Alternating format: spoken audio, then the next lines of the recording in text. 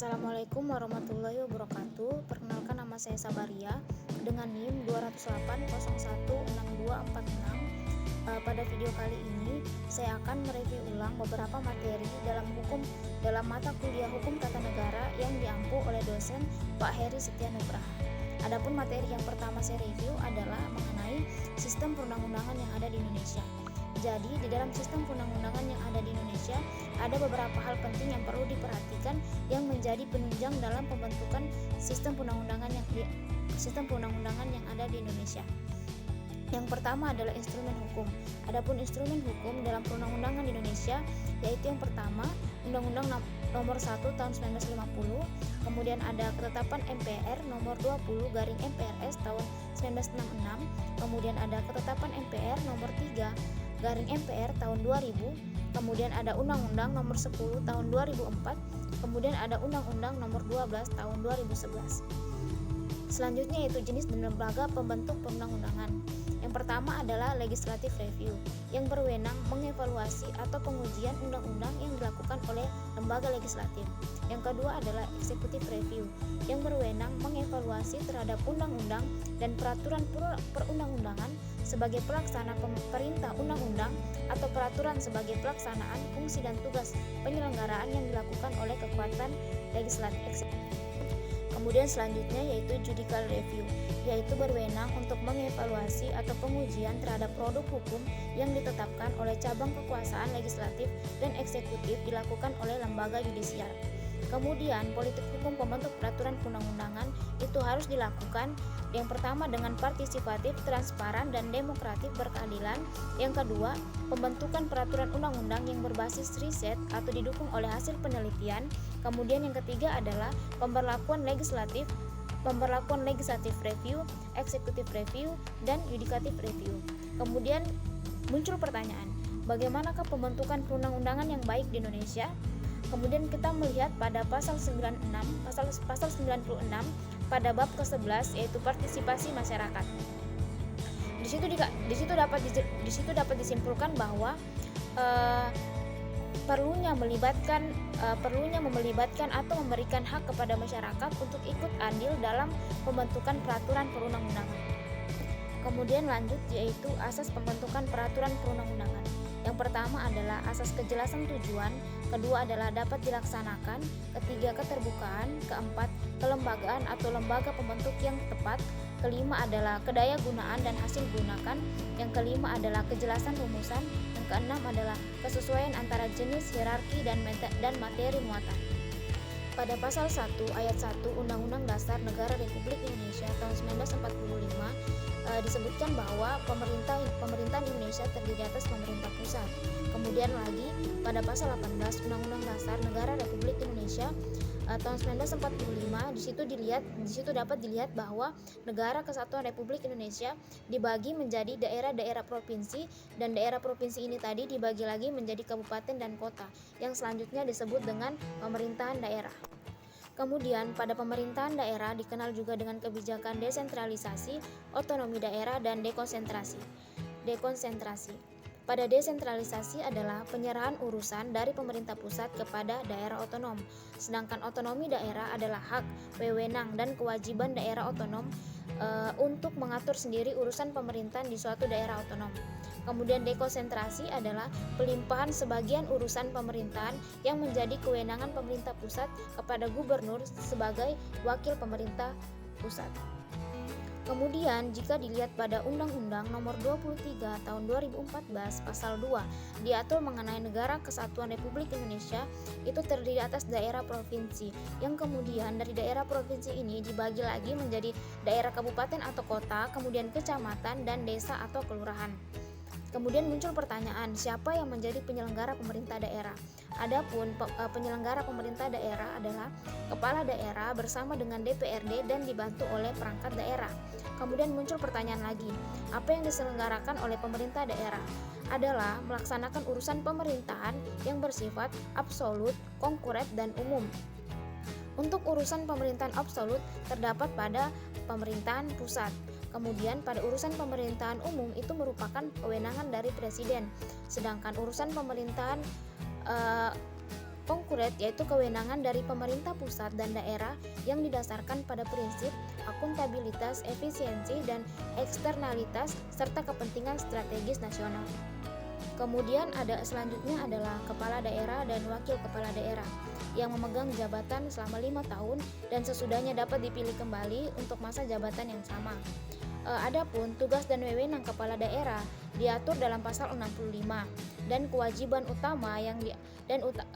utama dari kepala daerah dan wakil kepala daerah itu diatur dalam pasal 67. Mengenai larangan kepala dan wakil kepala daerah itu diatur dalam pasal 76. Kemudian ada 3 sebab yang menjadi pemberhentian kepala daerah dan wakilnya. Yang pertama adalah karena meninggal dunia, yang kedua adalah permintaan sendiri, dan yang ketiga adalah karena diberhentikan. Kemudian mengenai DPRD, fungsi, tugas, dan wewenang DPRD. Yang pertama adalah pengawasan, yang kedua adalah pembentukan perda, dan yang ketiga adalah anggaran. Yang kemudian diatur dalam pasal 154 ayat 1. Materi selanjutnya yaitu mengenai pemerintahan desa. Dalam Undang-Undang Nomor 6 Tahun 2014 disebutkan bahwa pemerintahan desa adalah penyelenggaraan urusan pemerintahan dan kepentingan masyarakat setempat dalam sistem pemerintahan negara kesatuan Republik Indonesia. Pemerintah desa adalah kepala desa atau yang disebut juga dengan perangkat desa. Adapun perangkat desanya adalah yang pertama adalah sekretaris desa, yang kedua adalah pelaksanaan kewilayahan, dan yang ketiga adalah pelaksanaan teknis. Kemudian kewajiban dari kepala desa itu diatur dalam pasal 27 Undang-Undang Nomor 6 Tahun 2004. Kemudian hak Badan Permusyawaratan Desa diatur dalam pasal 61. Selanjutnya, hak anggota Badan Permusyawaratan Desa diatur dalam pasal 62. Dan kewajiban anggota Badan Permusyawaratan Desa diatur dalam pasal 63. Dan larangan anggota Badan Permusyawaratan Desa diatur dalam pasal 64. Materi selanjutnya yaitu mengenai hukum acara Mahkamah Konstitusi atau hukum acara tata negara. Mahkamah Konstitusi adalah lembaga yang menyelenggarakan peradilan konstitusi sehingga sering disebut sebagai peradilan konstitusi, pengadilan konstitusi. Adapun perkara-perkara yang menjadi wewenang Mahkamah Konstitusi adalah perkara-perkara konstitusional, yaitu menyangkut konsistensi pelaksanaan norma-norma konstitusi. Kemudian dasar utama yang digunakan Mahkamah Konstitusi dalam memeriksa, mengadili, dan memutuskan perkara adalah konstitusi itu sendiri, walaupun diatur dalam ketentuan undang-undang yang berlaku. Selanjutnya, maksud dan fungsi hukum acara Mahkamah Konstitusi. Hukum acara Mahkamah Konstitusi adalah sebagai hukum yang mengatur prosedur dan tata cara pelaksanaan wewenang yang dimiliki oleh Mahkamah Konstitusi. Dalam hukum acara formilnya berfungsi untuk menegakkan hukum materialnya, yaitu bagian dari hukum konstitusi yang menjadi wewenang Mahkamah Konstitusi. Oleh karena itu, keberadaan hukum acara Mahkamah Konstitusi dapat disejajarkan dengan hukum acara pidana, hukum acara perdata, dan hukum acara peradilan tata usaha negara. Baik, selanjutnya yaitu merupakan sumber hukum acara Mahkamah Konstitusi. Dalam sumber hukum acara Mahkamah Konstitusi itu terbagi menjadi 2, yaitu langsung dan tidak langsung. Untuk yang langsungnya yaitu terdapat Undang-Undang Mahkamah Konstitusi, kemudian ada PMK, dan ada Jurisprudensi Mahkamah Konstitusi. Sedangkan yang tidak langsungnya itu ada Undang-Undang Hukum Acara Perdata, kemudian ada Tata Usaha Negara, kemudian ada Pidana. Selanjutnya adalah pendapat sarjana atau doktrin, dan yang selanjutnya adalah Hukum Acara Jurisprudensi negara lain. Selanjutnya kita bahas mengenai tahapan persidangan di Mahkamah Konstitusi. Jadi dalam tahapan persidangan di Mahkamah Konstitusi itu ada tiga tahapan. Tahapan pertama yaitu pemeriksaan pendahuluan. Dalam pemeriksaan pendahuluan di sana ada namanya putusan sela yang diambil dari rapat permusyawaratan hakim. Pada tahap selanjutnya yaitu ada pemeriksaan persidangan. Di sana ada tahap pembuktian, ada juga pemeriksaan penarikan kembali permohonan.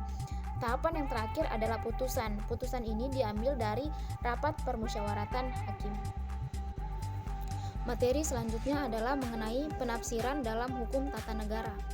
Jadi, penafsiran merupakan metode untuk memahami makna yang terkandung dalam teks-teks hukum guna untuk menyelesaikan persoalan atau mengambil keputusan atas hal-hal yang dihadapi secara konkret. Kemudian muncul pertanyaan, kenapa penafsiran di dalam hukum menjadi penting? Hal ini dapat disimpulkan karena penafsiran menjadi penting karena peraturan perundang-undangan tidak seluruhnya dapat atau telah disusun dalam bentuk yang jelas dan tidak membuka penafsiran lagi. Oleh penafsiran ini dalam hukum tata negara, dosen Pak Haris Setia Nugraha menyimpulkan bahwa pada dasarnya satu teks hukum dapat ditafsirkan dalam berbagai perspektif sekaligus. Namun, perspektif yang paling mendekati pada nilai-nilai keadilanlah yang seharusnya dikedepankan oleh para penafsir hukum. Sekian mengenai video materi review dari mata kuliah Hukum Tata Negara. Saya mohon maaf apabila terdapat banyak kekeliruan atau penyebutan kata yang salah di dalam pembuatan video saya. Saya mohon maaf. Sekian dari saya. Assalamualaikum warahmatullahi wabarakatuh.